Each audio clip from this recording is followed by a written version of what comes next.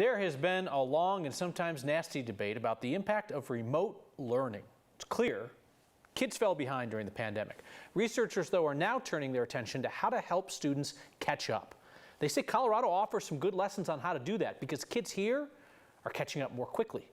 Here's Anusha Roy. It's a set of data that Dr. Emily Oster hopes can help a charged debate. In an odd way, I'm hoping that the data will help us move past that conversation. She's a part of a research lab that took a look at learning loss during remote learning.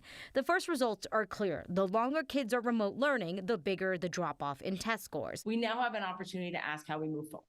And with data like this, we can ask questions about recovery. We can ask what is it that makes some districts recover faster than others. Some of those districts are in Colorado. Oster compared recovery rates using state test scores from before, during, and after the height of the pandemic.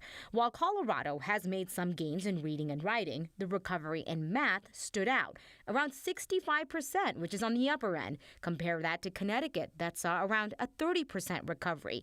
Indiana was as low as 9%. Minnesota is facing poor recovery, while Mississippi is doing well. There's probably something to learn from what Colorado did. Oster can't say exactly what that is. It's really exciting to hear. So we asked Nadia Madan-Moro with Denver Public Schools. It was Friday the 13th. It was this gloomy day. The weather was very gloomy, and we realized that we were going to have to launch into remote instruction. From there, she said it was all about building the best possible infrastructure within the circumstances, making sure kids still got food, had the tech for remote learning, while talking to districts across the country. A lot of other school districts were really struggling with getting computers into homes, trying to figure out how to feed families. She hopes that all helped when kids came back in person. We cannot go back and sort of reteach the standards we think kids missed.